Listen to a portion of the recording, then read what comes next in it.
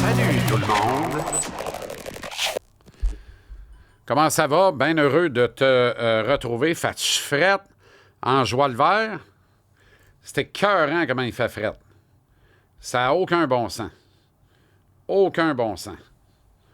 C'est terrible. Je pensais qu'elle allait neiger un matin.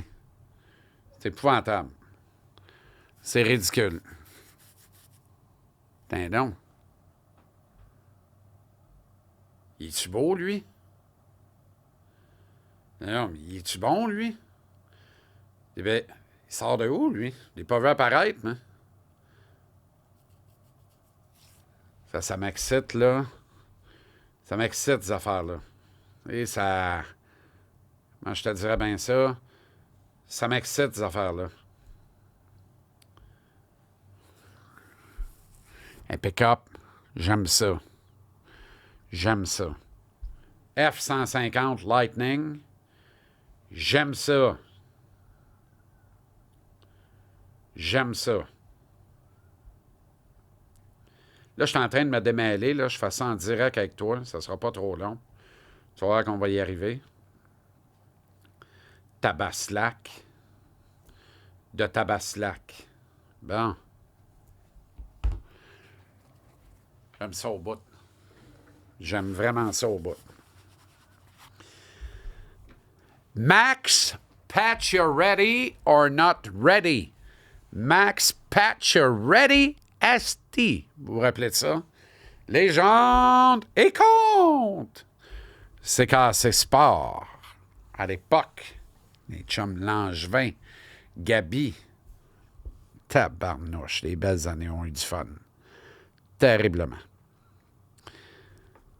La renaissance de capitaine canadien Pacioretty. Je vous ai déjà compté, je pense, comment c'est arrivé. Marc Bergevin, Michel Therrien doivent nommer un capitaine chez le Canadien. Il n'y a pas d'évidence vraiment. C'était bien avant l'arrivée de Shea Weber. Alors, devant l'absence d'évidence, les gars disent on va faire un vote, ce que plusieurs équipes font régulièrement pour élire un capitaine et ses assistants. Fait qu'ils passent au vote et Pacioretty est élu. C'était un vote relativement serré. Deux candidats se profilaient, Pacioretty, P.K. Subban. D'ailleurs, anecdote pour anecdote, Piquet avait voté pour lui, pour le titre de capitaine, alors que Patch avait voté pour Piquet. Fait que l'écart aurait été, je pense, de 3 votes au final si Piquet avait eu la gentillesse de voter pour Patch au lieu de voter pour lui-même. Il a voté pour lui-même. Classic One dans le cas de Pernell Carl, qu'on aimait beaucoup malgré tout. Joueur spectaculaire s'il en fut un. Alors, Pacioretty devient le capitaine du Canadien. Burge et Big Mike disent on va aller lui annoncer chez lui. Habitait le quartier des châteaux d'Harry Potter à Brossard, là, devant le 10-30, non loin du centre d'entraînement. Le problème de cette affaire-là, c'est que tout a l'air pareil. Fait que les deux moineaux partent avec le chandail 67, Pacioretty, et le C bien cousu à l'avant.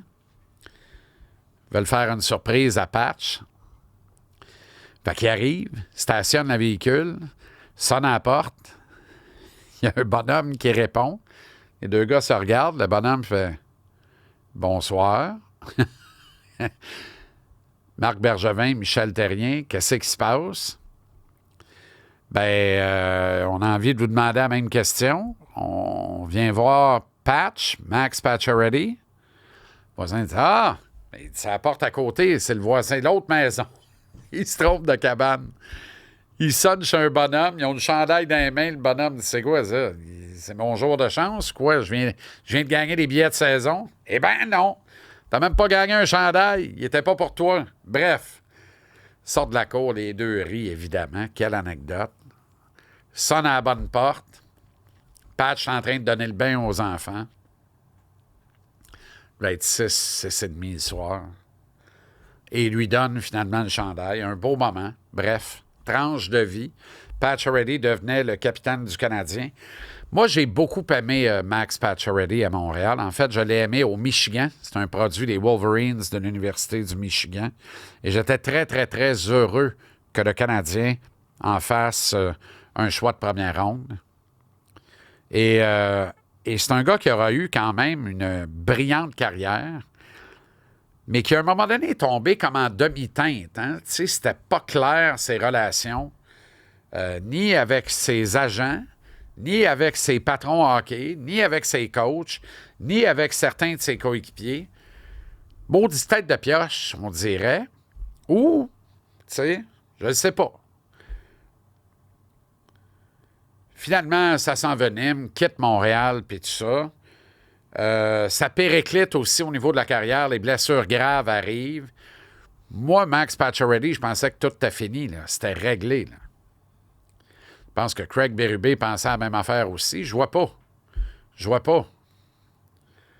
Finalement, il l'insère. Puis je vois pas le jour où il va le sortir du line-up.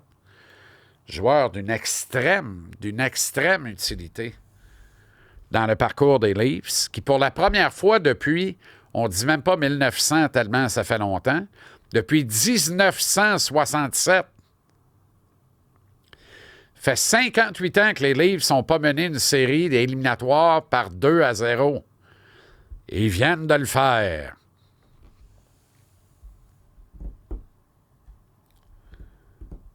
Alors que les Panthères de la Floride n'ont pas tiré de l'arrière 0-2, eux, depuis la nuit des temps. Toronto a fait la job, gagné 2 matchs à la maison, perdu son numéro 1. On a bien protégé Joseph Woll, qui a bien protégé la muraille quand c'était le temps, qui a fait le travail.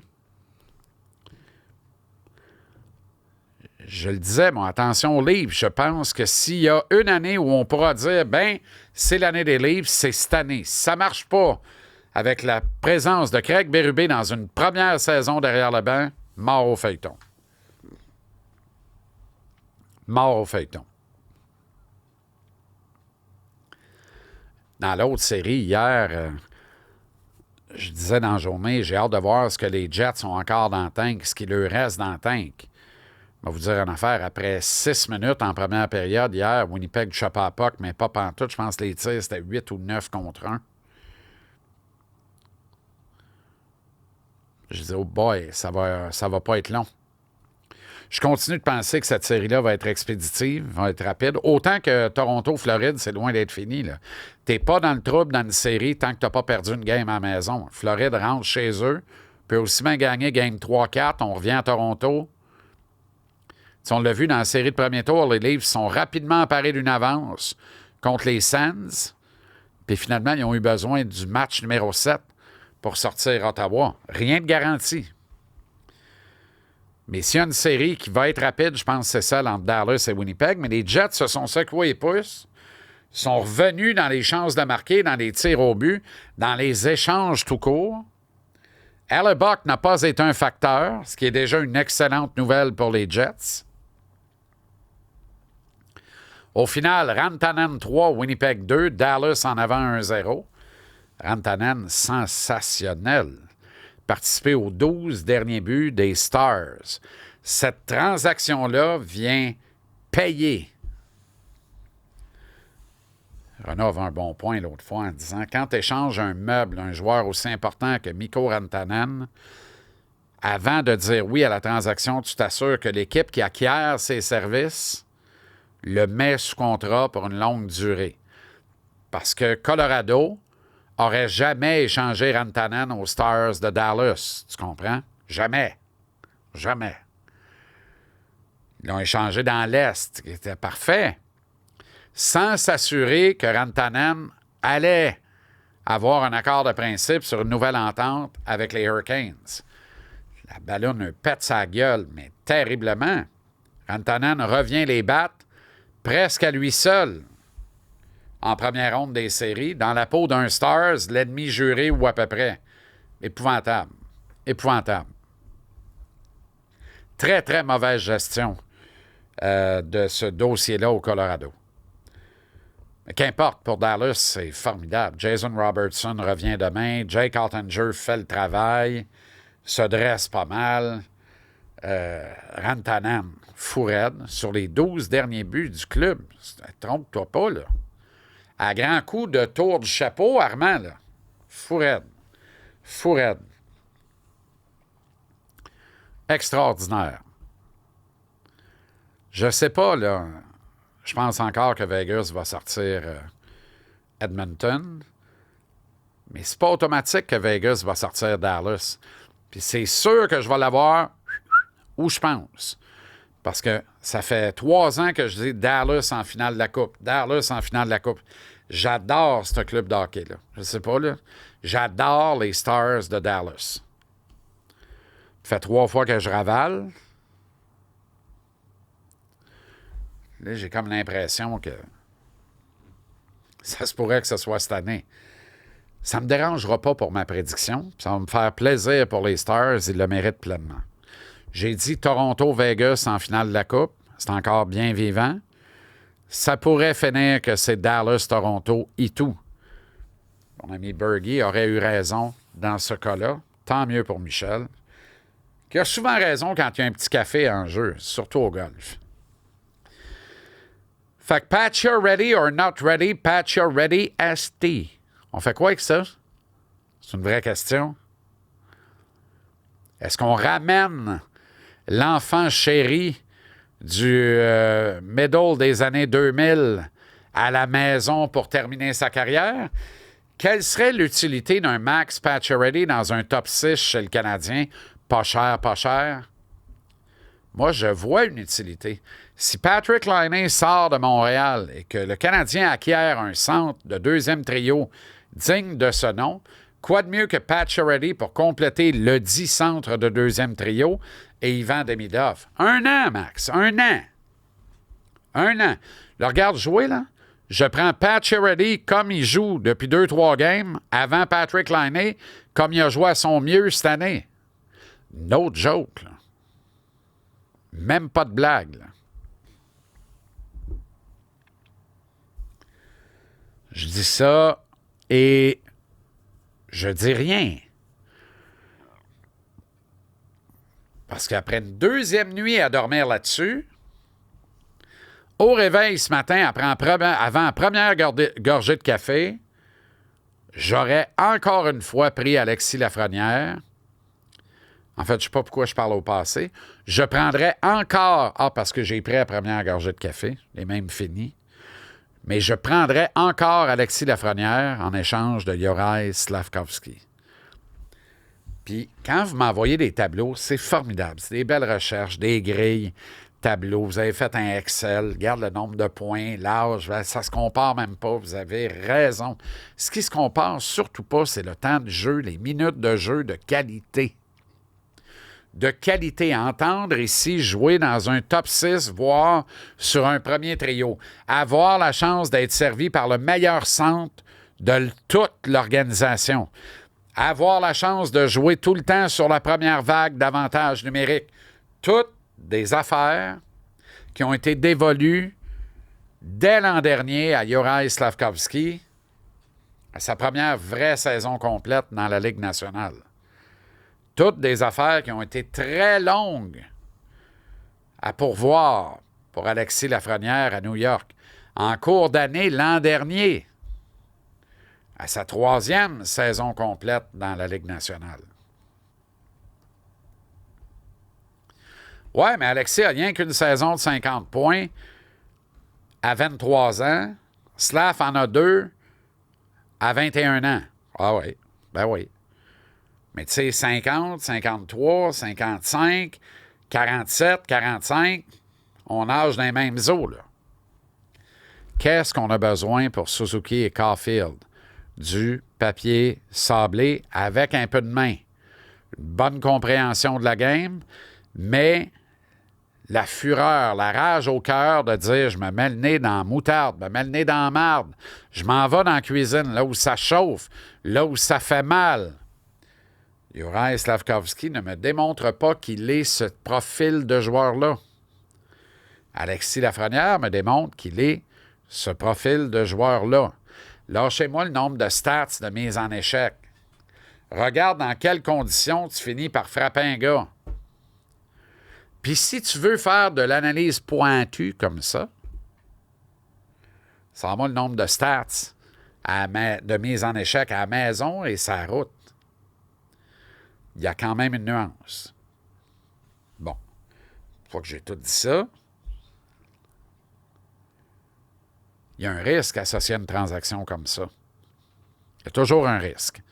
Quand tu échanges 2 premiers choix total de repêchage, en principe, c'est un vœu d'échec. Tu ne repêches pas quelqu'un premier total pour l'échanger.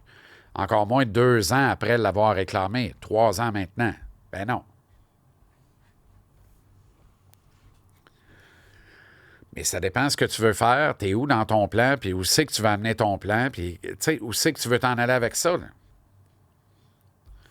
Beaucoup de choses à considérer là-dedans, mais je répète que fondamentalement, je trouve que l'effet Montréal irait à ravir à Alexis Lafrenière. Il y a 2 catégories de Québécois francophones. Il y a ceux qui veulent rien savoir de Montréal parce qu'ils ne sont pas capables de tolérer cette chaleur-là, puis ils débarquent ici, puis ils cessent de produire, puis ils sont atroces. Puis il y a la catégorie que Montréal vient faire grandir de 2 pouces, grossir de 20 livres et amener à produire unilatéralement de très bons résultats. Alexis Lafrenière appartient à la catégorie 2, comme Philippe Danault appartient à la catégorie 2. J'ai milité pour l'acquisition de Pierre-Luc Dubois. J'étais très nerveux, je n'étais pas capable de garantir, je n'avais pas l'intime conviction qu'il était de cette 2e catégorie-là. J'ai l'impression qu'il y avait une fesse dans la première catégorie puis une fesse dans la 2e. Ce qu'il me démontre à Washington m'a fait beaucoup de bien. Puis en même temps, on peut appliquer ça à Lafrenière. Il y en a qui démissionnaient sur Dubois en disant « c'est un bust ». Le gars-là a été réclamé ben trop de bonheur, ça marche pas. Pas sûr que Washington est d'accord avec cette déclaration-là cette année. Pas sûr que Los Angeles regardait ça en disant « il était où ce gars-là l'année passée? » C'est une vraie question. Fait qu'il y a une question de contexte. Pour les mêmes raisons, ça se peut que Slafkovský, changeant d'environnement, de milieu de vie, il y a encore rien que 21 ans, là. Change certaines habitudes aussi, arrive à Manhattan ou dans un autre marché de la Ligue nationale, bang, il explose, puis on l'a sur la gueule. Mais peut-être qu'on ne l'aura pas sur la gueule, peut-être qu'il va exploser, mais on va dire, mais hey, on est content. La fille explose, c'est un fit parfait pour Suzuki Caulfield. Ah, OK. Je peux me tromper. C'est mon humble opinion.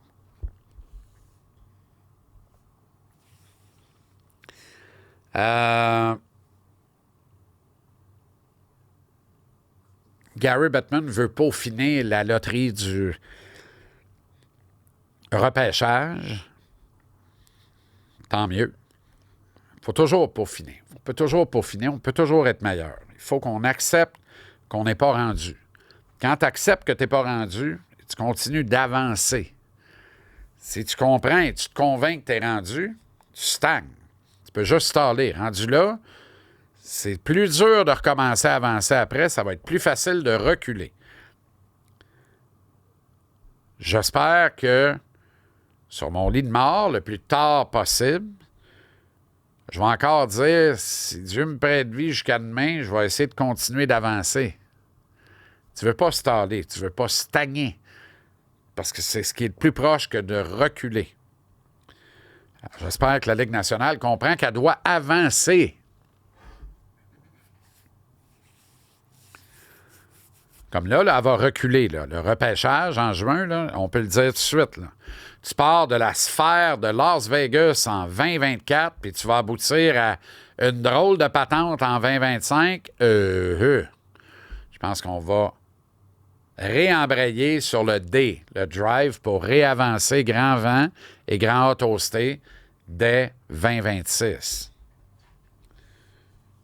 La preuve en est, là, on sort d'un exercice que la Ligue nationale dit c'était correct, sans plus, on peut faire mieux, puis on doit faire mieux, puis on va faire mieux. Tant mieux. Bingo gala.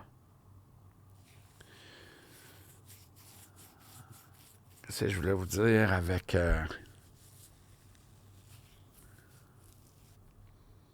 la Ligue nationale? Non, ça fait le tour pour la NHL. Une rencontre extraordinaire hier, alors que un athlète que vous respectez au plus haut point, puis que je respecte au plus haut point aussi, GSP, Georges Saint-Pierre, est débarqué en studio à TVA Sport au 1600 de Maisonneuve-Est. Et pour m'accorder une généreuse entrevue. Ça fait quoi? Peut-être près d'une dizaine de fois, là, les entrevues avec Georges, dans ma modeste et toute petite carrière, qui est égale pour moi à un chemin de vie, là, parce que mon travail, c'est ma vie est mon travail, puis j'aime ce que je fais, fait que je ne fais pas vraiment de distinction. J'ai le privilège de jamais vraiment rentrer à la job.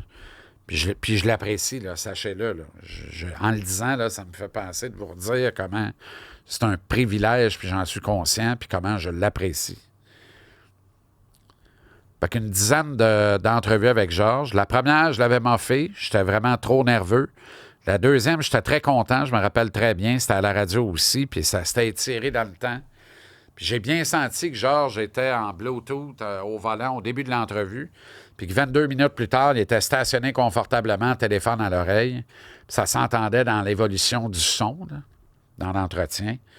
Il était intéressé. C'était revenu à mes oreilles, d'ailleurs, par personne interposée, qu'il avait vraiment apprécié le moment qu'on avait passé ensemble. Puis on a convergé comme ça, puis on s'est ramassé dans une entrevue repas au pied de cochon à un moment donné. C'était dans mes débuts à TVA Sport. Fait que j'étais encore un peu intimidé. Comment je vais faire ça? Me bourrer à la face en étant pertinent d'une entrevue avec Georges Saint-Pierre, blablabla. C'était correct. Le panorama était magnifique. On est tellement bien reçus chez Martin et Michael au pied de cochon. Formidable. Et puis hier, comme ça, là, alors que le building est vide, désert, il ne reste que nous autres au 1600. De voir Georges et sa suite débarquer. Tu sais, il y a quelque chose, il y a un aura, ce gars-là, c'est hallucinant. Hallucinant. D'ailleurs, si vous n'avez pas vos tickets pour son événement VIP de vendredi à 17h à l'Hôtel Vogue à Montréal, tout de suite après la pesée UFC, les 5 espèces de super-héros d'arts martiaux mixtes québécois sont réunis.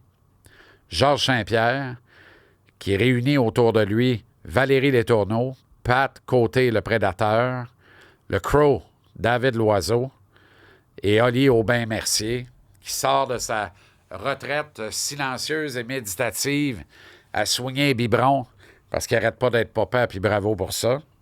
Les 5 sont réunis à l'invitation de Georges pour le lancement de son gear, sa griffe vestimentaire. C'est 100 $ le billet, ça vient avec un T-shirt. Écoute, c'est écœurant. Ça va être organisé par VIP d'ailleurs. Alors, événement Very Important Person, vendredi, ça se passe à l'Hôtel Vogue à Montréal sur le coup de 17h. Et faut pas manquer ça. Vraiment, faut pas manquer ça.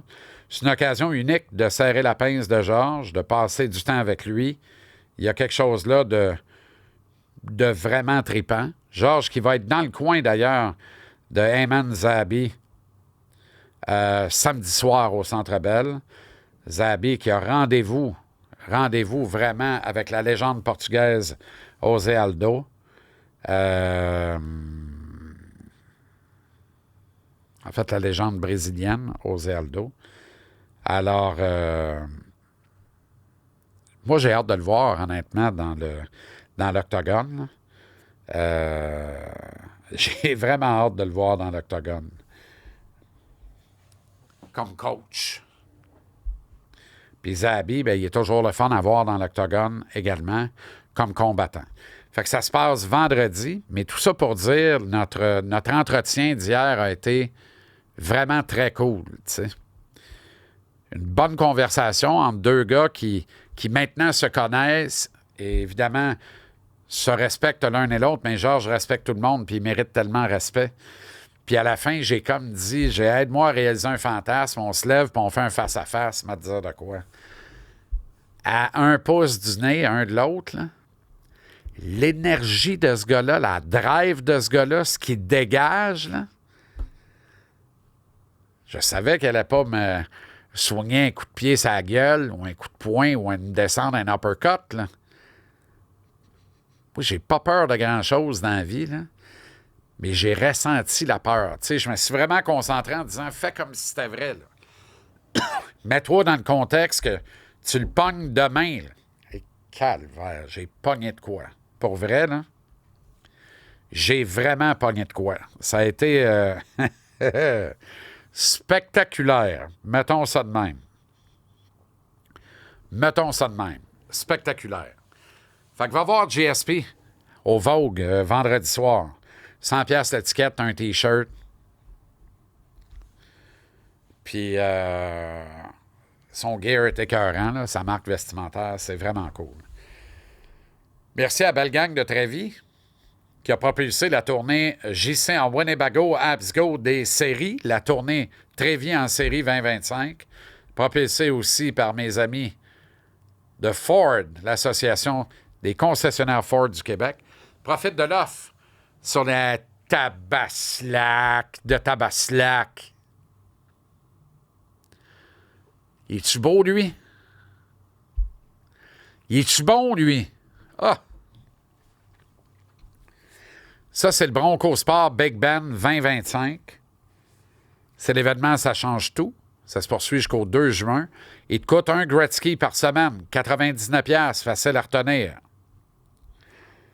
Valeur 40 102 douilles chez le détaillant. Visite l'un ou l'autre des 84. Très aimable, accueillant, respecté, respectable concessionnaire Ford du Québec.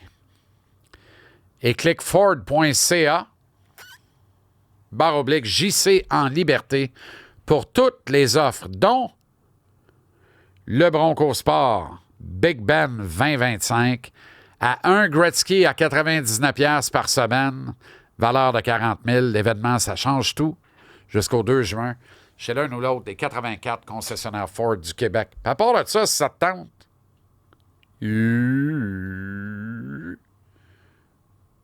si mon char t'a désaligné comme moi, fait longtemps que je fais du stop.